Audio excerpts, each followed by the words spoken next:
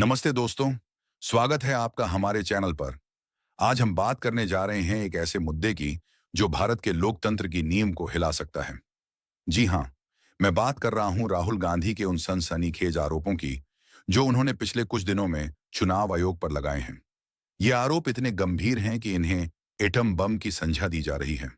और सबसे बड़ी बात, कल यानी 5 अगस्त 2025 को राहुल गांधी बेंगलुरु में इस एटम बम को फोड़ने वाले हैं। क्या है ये खुलासा?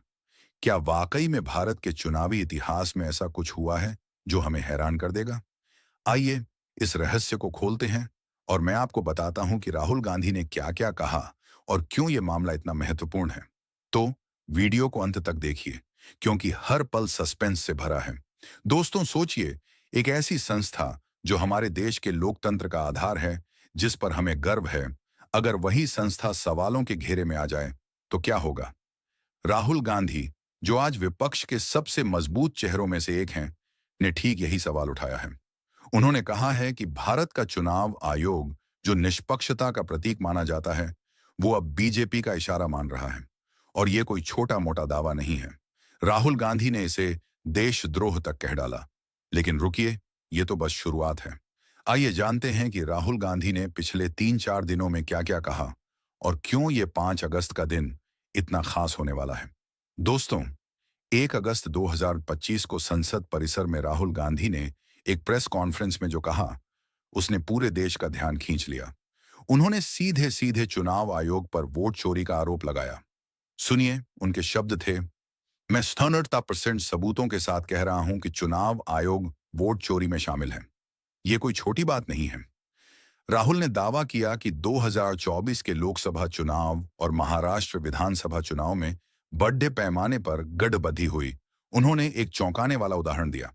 कर्नाटक के एक लोकसभा क्षेत्र में 6-5 लाख वोटरों की मतदाता सूची में 1.5 लाख वोटर फर्जी पाए गए। सोचिए, 1.5 लाख फर्जी वोटर, और ये सिर्फ एक सीट की बात है।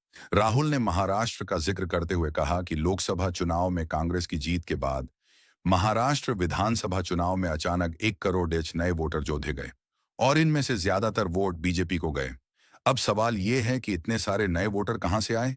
क्या ये सब सचमुच हुआ या ये सिर्फ एक राजनीतिक बयानबाजी है? राहुल यहीं नहीं रुके। उन्होंने कहा कि गुजरात, राजस्थान और मध्य प्रदेश जैसे राज्यों में कांग्रेस को एक भी सीट न मिलना संदिग्ध है। उनके शब्दों में, चुनाव आयोग जैसी संस्था अब है ही नहीं, ये गायब हो चुकी है। और दोस्तों, ये बयान सुनकर हर कोई हैरान रह गया। राहुल ने यह भी कहा कि उनकी पार्टी ने 6 महीने तक स्वतंत्र जांच की और इस जांच में जो सबूत मिले हैं वो इतने विस्फोटक हैं कि वो एटम बम की तरह फटेंगे। दोस्तों, अगर हम निष्पक्ष होकर सोचें तो राहुल गांधी ने जो सवाल उठाए हैं वो बहुत गंभीर हैं। लोकतंत्र में चुनाव आयोग की निष्पक्षता सबसे बड़ी ताकत होती है। अगर उस पर सवाल उठ रहे हैं तो इसे अनदेखा नहीं किया जा सकता। राहुल गांधी ने यह भी बताया कि उनकी पार्टी ने अपनी जांच की क्योंकि चुनाव आयोग ने उनकी शिकायतों पर ध्यान नहीं दिया। और यह कोई नई बात नहीं है। पिछले कुछ सालों में कई बार मतदाता सूची और ईवीएम पर सवाल उठे हैं, लेकिन ठोस जवाब कम ही मिले।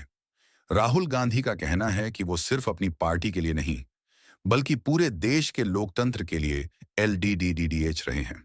उनके इस जोश और हिम्मत की तारीफ करनी होगी, क्योंकि इतने बड़े संस्थान पर सवाल उठाना आसान नहीं है।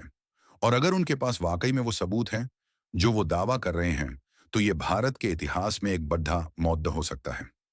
दोस्तों, अब सवाल ये है कि क्या राहुल गांधी का ये एटम बम वाकई में इतना बड़ा होगा जितना वो कह रहे हैं? क्या ये सबूत बीजेपी और चुनाव आयोग को बैकफुट पर ला देंगे, या फिर ये सिर्फ एक और राजनीतिक ड्रामा साबित होगा? मेरे हिसाब से 5 अगस्त का दिन भारत की राजनीति में एक नया अध्याय लिख सकता है। और आप भी तो यही जानना चाहते हैं ना? तो कल बेंगलुरु में होने वाले इस खुलासे पर नजर रखिए। मैं आपसे वादा करता हूं कि हम इस खबर को आपके लिए कवर करेंगे और सारी अपडेट्स लेकर आएंगे। लेकिन उससे पहले आप हमें कमेंट में बताइए कि आपको क्या लगता है। क्या राहुल गांधी के पास वाकई में कोई बड़ा सबूत है, या ये सिर्फ सुर्खियां बटोरने का तरीका है? और हाँ, अगर आपको ये वीडियो पसंद आया तो लाइक, शेयर और सब्सक्राइब करना ना भूलें। तो दोस्तों, ये थी राहुल गांधी के उन सनसनीखेज आरोपों की पूरी कहानी जो उन्होंने चुनाव आयोग पर लगाए हैं।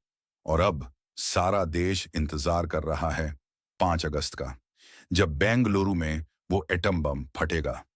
क्या ये खुलासा भारत के लोकतंत्र को बचाने वाला साबित होगा, या फिर ये एक और राजनीतिक शोर बनकर रह जाएगा? जवाब जानने के लिए हमारे साथ बने रहिए। अगली वीडियो में हम आपको 5 अगस्त के खुलासे की पूरी जानकारी देंगे।